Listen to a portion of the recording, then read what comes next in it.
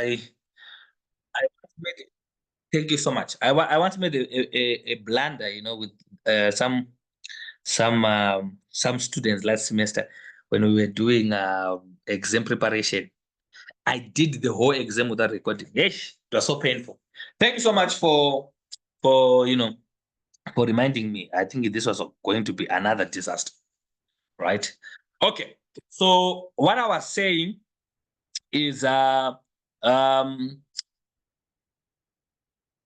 instead, because now I was talking about information systems out there are assisting, like checkers, to assist in terms of inventory management.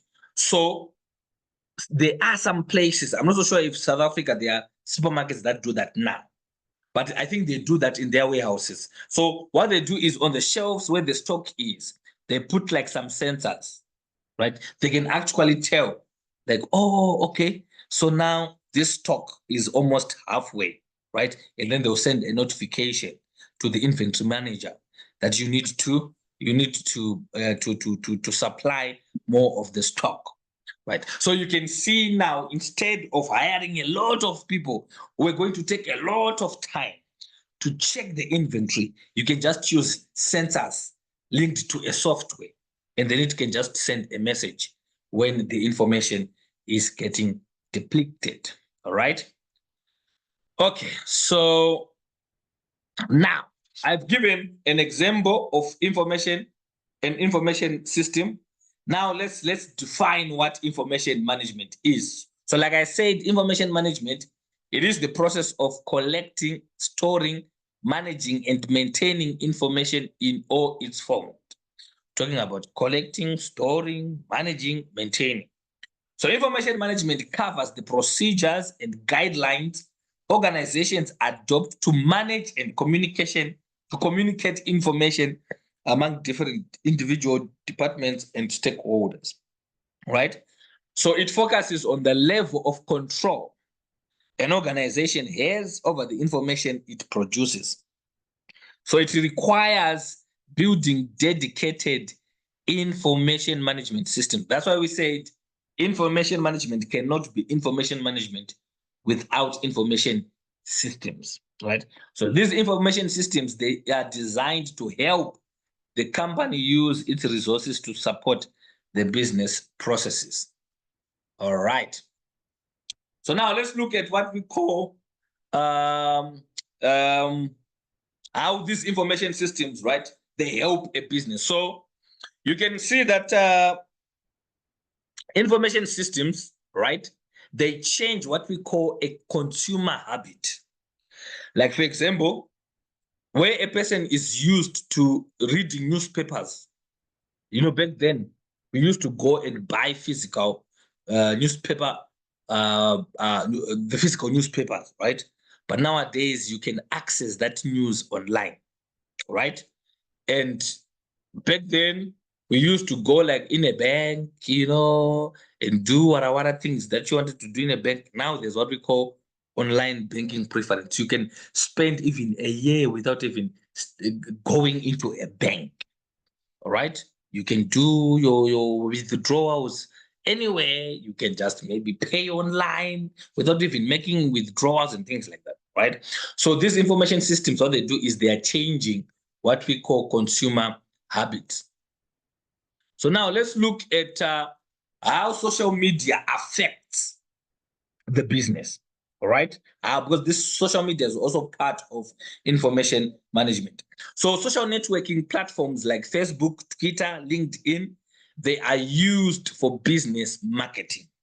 So what is happening now is back then people used to have a marketing team, right? So they would have a marketing team, they would go out there with their t-shirts and you know, some of those people that you see at the malls, hey, bruh, you know, we've got a promotion, and things like that. People, they used to do that physically. Some are still doing that. But nowadays, companies are creating online presence, like what I said earlier on, right? They are taking advantage of social networking platforms like Facebook, Twitter, LinkedIn. That's why now when you go on YouTube, if you are not using a premium account, A premium account is when you subscribe to YouTube, right? And say, I don't want to see adverts when I'm watching my videos on YouTube. If you are not using a premium, after so many seconds, an ad pops up, an ad pops up, an ad pops up. Why? Those are businesses that are using information systems to market for their business, right? If you go on Facebook, the same thing. If you go anywhere, even on other sites, you see those adverts popping up, right? Because people are taking advantage of these systems in terms of business marketing, right?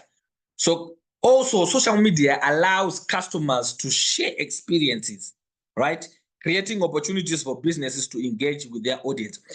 An example is when a person wants to buy something on Take a Lot. If you want to see how good the product is, you scroll down and you start to see the review. A person will be like, yeah, yes, this thing, I thought maybe it was not good, but when I bought it, I liked it. This was so nice. Or someone might like, hey, this is the worst decision that I made when I bought this thing. So the reviews, right, allows the customer to share their experience. And the more positive the reviews, the more positive, or the more customers that they are going to get. Because once a customer is satisfied and tells other customers how good the product is, then people will end up coming for that product. So let's look at how information systems have impact business and careers, right? So businesses generally in all industries nowadays, they are being affected by information systems. I think there is no business today that you can say, this business is not affected by information systems. There is no. Because we're living in the fourth industrial revolution. They call it the 4IR, or what they call the digital era or the digital age, right? So we are done with the age of the what do you call it, of the previous age of computers and the coming in of the internet. And now previously it was like industrialization, right? Nowadays we're talking about AI, we're talking about intelligent systems, right? So almost every business in any sector, it's adopting information systems. So business information systems, they provide opportunities for companies to grow and to be efficient. All right. So now let's look at another subunit, which is what is new in management information systems. All right, which is subunit 1.2.2. So the one that we were talking about previously, that was 1.2.1. So all right. So let's look at the impact of new technology changes. So new hardware and new software technologies, they create a new computing or a media platform. Okay, let me explain this statement. Remember, I told you that this module, I'll try by all means to give you real life examples so that you can relate, because these things are relatable to the real world. Right? So, okay, let me try to mute these people. I think they forgot to mute themselves when they were coming through. All right.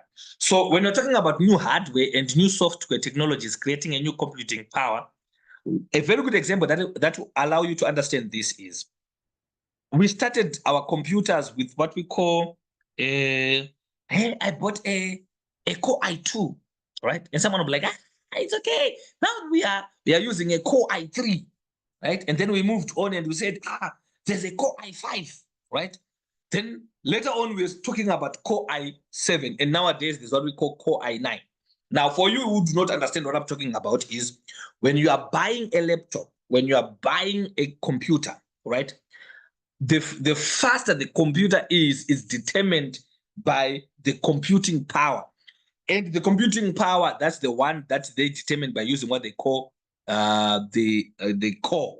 So if you say a computer is Core i2, it means that the computing power is not that powerful as compared to a computer with a Core i5 or Core i7.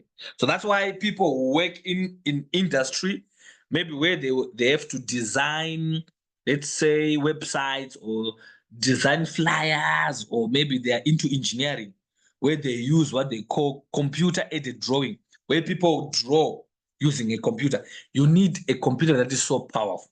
So that's why each and every time computers are being upgraded. 1, 2, each and every time the softwares used in the computer, again, they are upgraded. We started with Windows XP, if you remember. We went to Windows Vista. We went to Windows 7. We went to Windows 8. Now we are on Windows 11. And believe it, we won't stop at Windows 11. There's going to be another upgrade of these operating systems. Why? It's because they want to upgrade the systems to make sure that they update their softwares according to the changing of time and the changing of technology.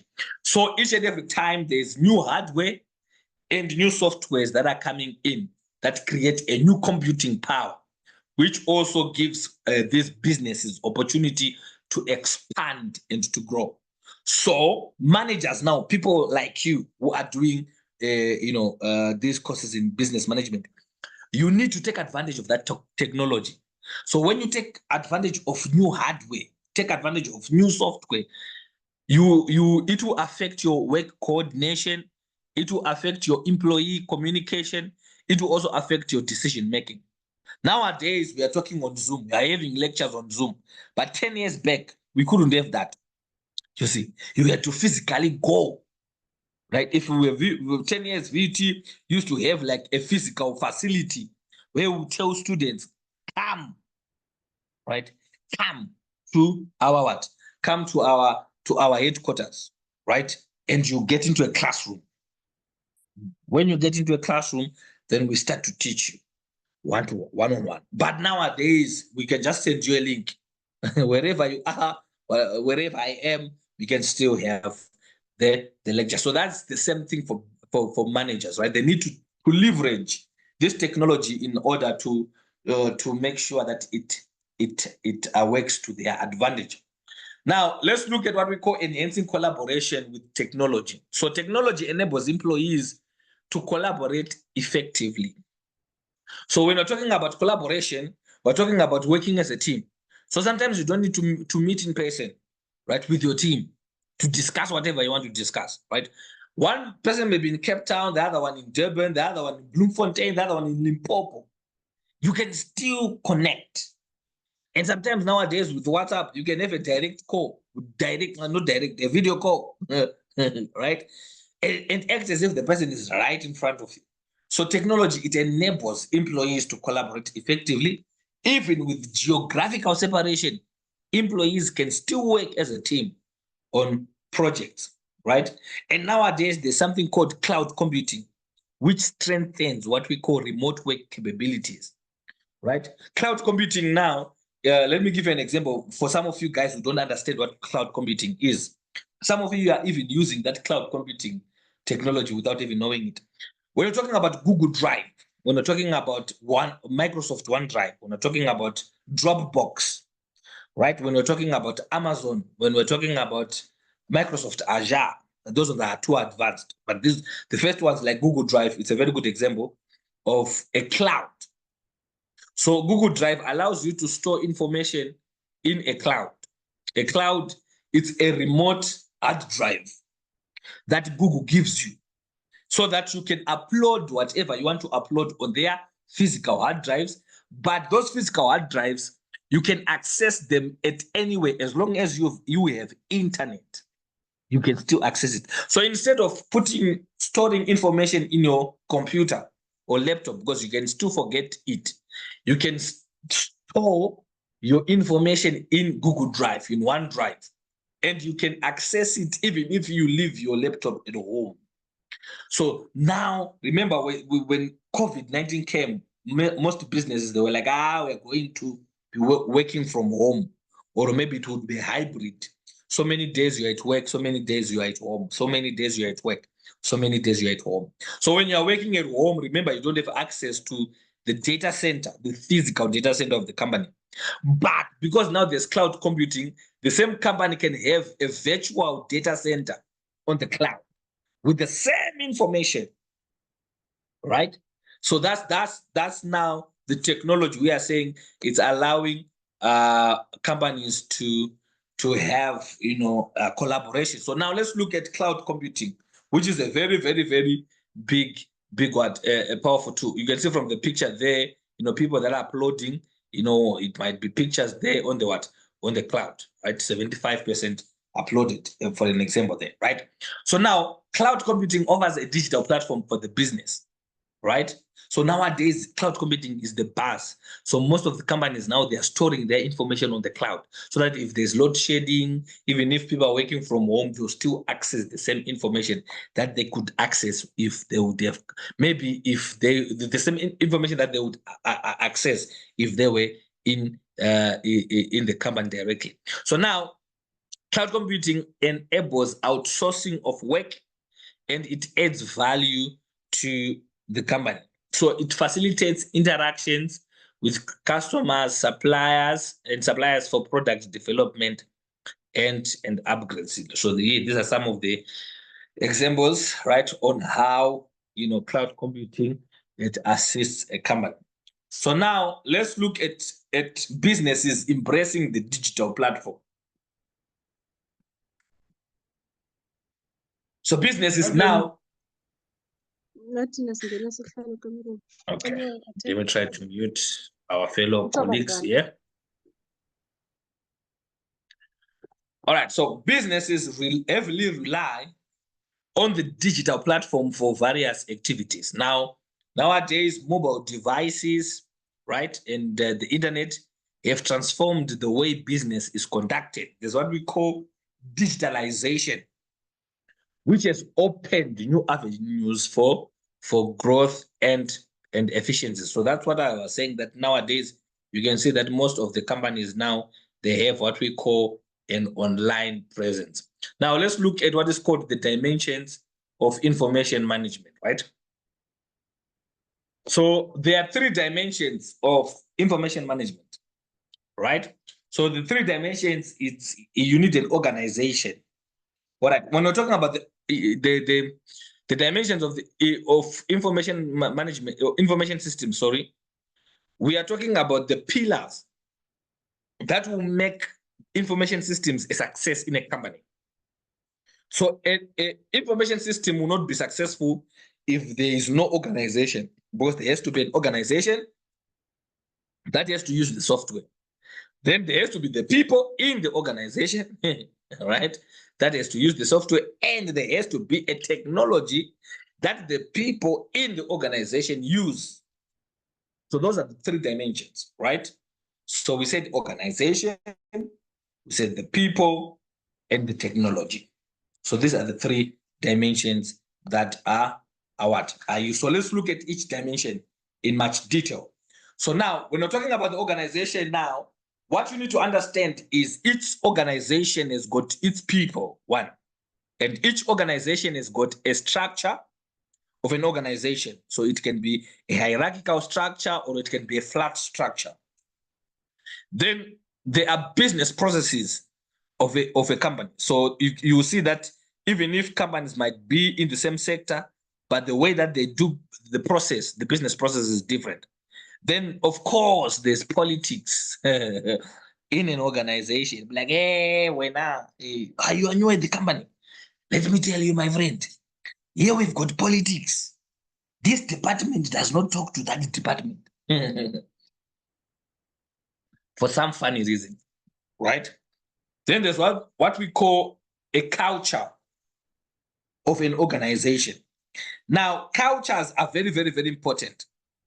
Right? Okay, So let me not explain about cultures now, because I'm going to explain. I wanted to give you examples of how cultures affect an organization. So an organization coordinates work through a structured hierarchy and a formal standard operating procedure. So when we're talking about a structured hierarchy, we're talking about the levels of hierarchy. So, or what they call the pyramid of hierarchy.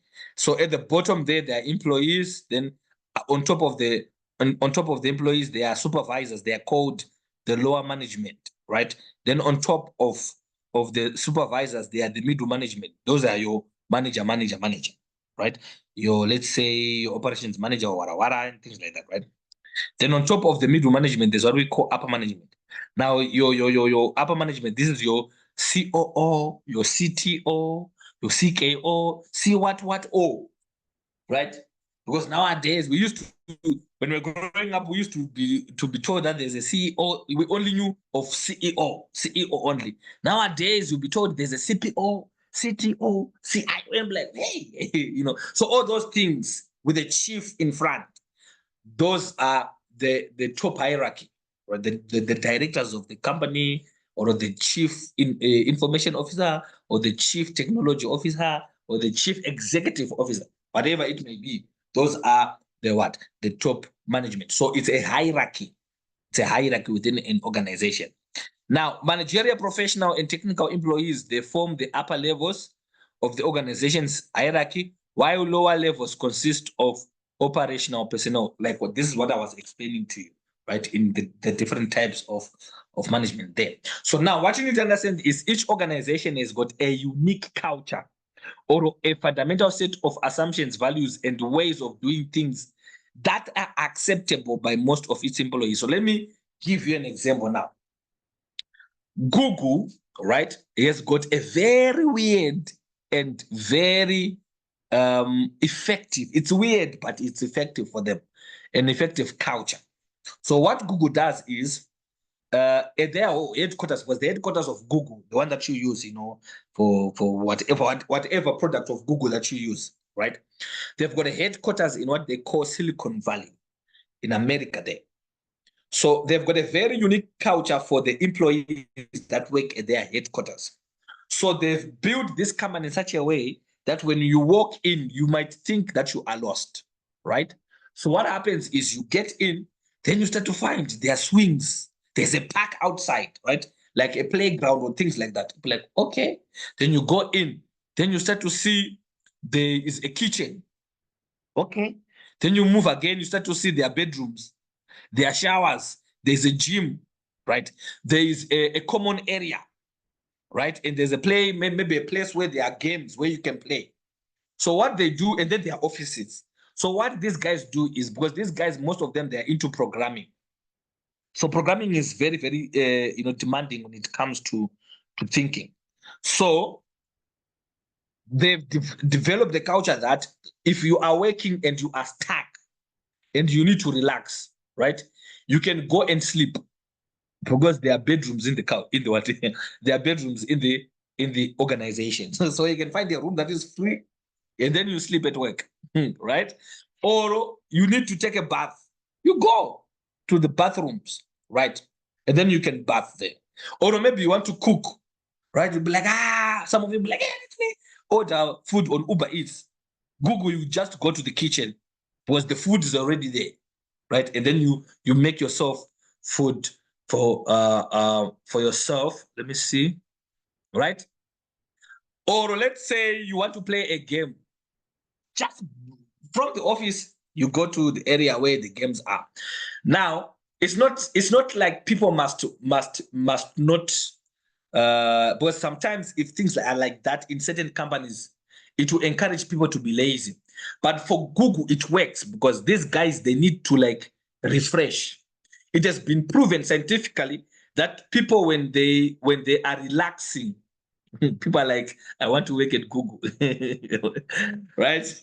So it has been proven scientifically that if you want to think of a breakthrough idea, most of the people, they think of a breakthrough idea when you are relaxed, when you are not thinking about it. So now when they are sleeping, or when they are bathing, or when they are actually playing, that's when I'm like, that's how I should have solved that thing. Then they go back to the office. And then that's how they make those breakthrough ideas. But what am I trying to say? That culture is unique for Google. At Apple, I don't think they do that, right? I don't think Elon Musk in their company, they're doing that, right? But Google has seen that this culture, it works for us. Other cultures will be like, hey, my friend, here you came to work. when you get into an office, they'll be telling you there's no access to Facebook or YouTube. Right? When you're going on the internet, you're just looking for things for work. You do your Facebook and whatever things at home. That's the culture. And it works for them. So I wanted to explain that organization that, the organization is a huge dimension of information systems, and how the culture of an organization is also affects how these things are done. All right. So now let's look at the people. So obviously there has to be an organization, right? And that organization must have people. So information systems will be useless if there are no skilled personnel to build and maintain the information system, which will be used to achieve business objectives. So obviously now, when information systems are there, right, the people must be trained to use the information systems. If it's a new system altogether, that's why people go for a training. Be like, guys, we're introducing a new system. So all of those that are going to use it, you need to go for a training. So if people in the business are not trained to use the information systems, the business objectives will not be easy to meet. Because one of the things why an information system is being brought in a company is it is going to assist in meeting the business objectives. But if people are not trained, then obviously the business objectives will not be easy to meet. So every business requires many skilled staff, each of which will be involved in handling situations in the business and make decisions and even create action plans to help solve. So technology is relatively inexpensive, and it is the people of the business whom are expensive. Let me explain this. So your study guide is saying the technology is not the expensive part in a company, because the company can acquire a software, let's say maybe for 100K, and that's all, right? But a person to operate that information system is the person that is expensive. That's why you see when you go, let's say, when you go and check some people's salaries, you'll be shocked. Be like, hey, there are people that are being paid this money. You'll be shocked to see that there are people that are being paid like R1 million per annum, or let's say 1.5 per annum, which means these people are getting like 130,000 rands per month. That, well, you can go check on the internet there. So what is making the salary of this person much more is because of the expertise. This person has got knowledge and experience that is so valuable, that to employ this person, you need to give them more money, or else they will go to another company that will appreciate them more. Now let's look at the technology now. So you have the organization, and then the organization employs the people that will be skilled to use the information systems. But these people now, they will need the technology, because remember, an information system, basically, we're talking about softwares. So they need to be there has to be technology infrastructure, right? That will be used under the dimension of technology. So information technology has many tools which managers can use to cope with changes, right? So a firm's IT infrastructure is a technology platform or a foundation on which a firm can build its information systems, right? So IT infrastructure consists of it consists of what we call computer hardware, right? So I told you that don't worry, even if you don't even know anything about IT, we're going to take you, through the basics. So IT infrastructure consists of what we call a computer hardware. In the computer hardware, these are physical equipment or computing devices used for 1, input, 2, storage, 3, processing, 4, output, or 5, telecommunication. When we say physical equipment, we are saying anything that is related to technology of the computer that is tangible, that you can touch. It's hardware. So be it like the keyboard, you can touch the keyboard. That's a computer hardware. You can touch the screen. That's the computer hardware. You can touch a mouse. That's a computer hardware. You can touch a hard drive. That's a computer hardware. You can touch, let's say, the CPU. That's a computer hardware, right? So is the physical component of a computer, right? Then there's what we call computer software. So these are what we call detailed, pre-programmed instructions that control and coordinate the computer hardware components. So for some of you who didn't know, what is called a software or an application, it's just a set of instructions. When you click this, then do this. When you do this, when the person does that, then do this. When the person say write this on the like input, then do this. It's just a set of pre-programmed instruction. So examples of your computer software is like this application that we're using now, which is your, what do you call this? Which is your Zoom. So that's an example of a computer software, right? Then we have what we call data management software. Now, a data management software, I'm not so sure if we are going to have a unit where we are talking about a DBMS, a database management software. I don't think so. I think we'll see. But basically, what DMS is, it's a software that governs the organization of data on a physical storage media. For example, if you have a data center at your workplace, you will have a software that is linked to that data center so that you can have access to the information that is stored within your data center, right? Then we've got what we call networking and telecommunication technology. So now these ones are hardware and software that are used to, okay. I think my machine is running low on battery. We are almost done, by the way. I think,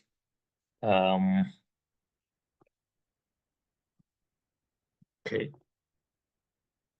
All right, so these are the hardware and software used to link the various pieces of hardware and transfer data from one physical location to another. So when we're talking about networking and telecommunications, we're talking about basically the internet, right?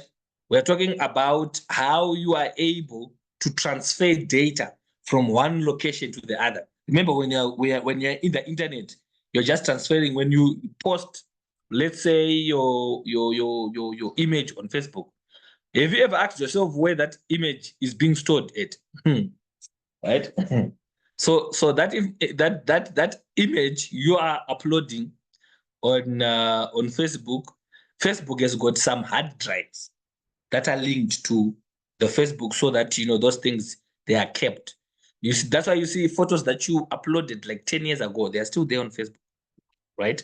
Yes, because they are hard drives that are connected with.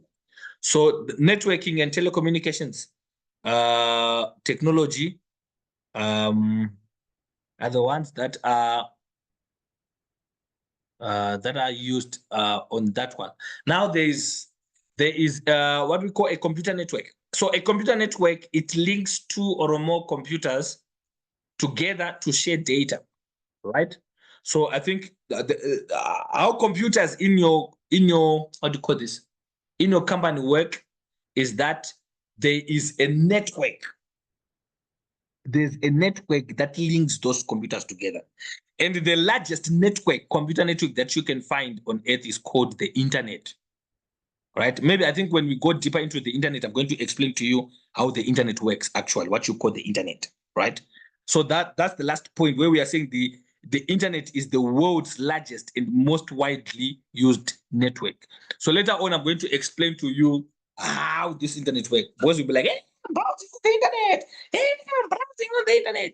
And you don't even know how the internet works. So it's just computers that are communicating on the internet. Be like, hey, I'm going on google.com. You are actually communicating with a computer at Google. So the internet generally is just a communication of computers, right? And once that communication is cut, there are things that they call internet cables, right?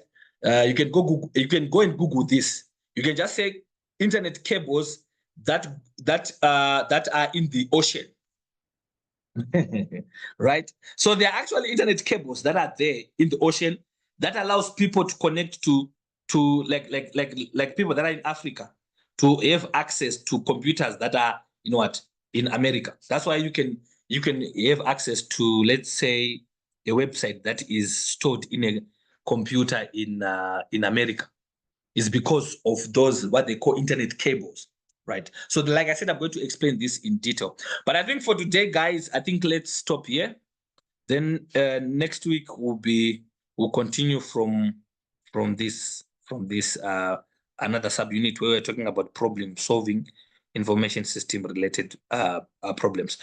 So this was an introduction, and it's almost 8 now. Thank you guys so much, for tuning in. But from next week, only those that would have paid or would have made arrangements with James are the ones that will have access to the link of the information. But I think, like as you saw when I was delivering the content, that I would put real life examples there. Like I said, that's the way that I will be doing this session, so that you can relate, you can understand, because it's a real life course that allows you to to understand even the real world scenario. So I just wanted to give you an introduction of how this module will be like, and all the rest of all the lectures and units will be like this. So thank you so much. I'm not so sure if there are any questions at this moment. I'm seeing some comments that are coming through. Thank you so much, people.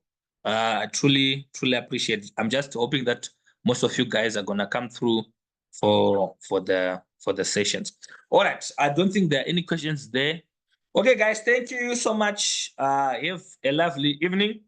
Let's meet next week, same time, for those that would have joined in for the paid lectures.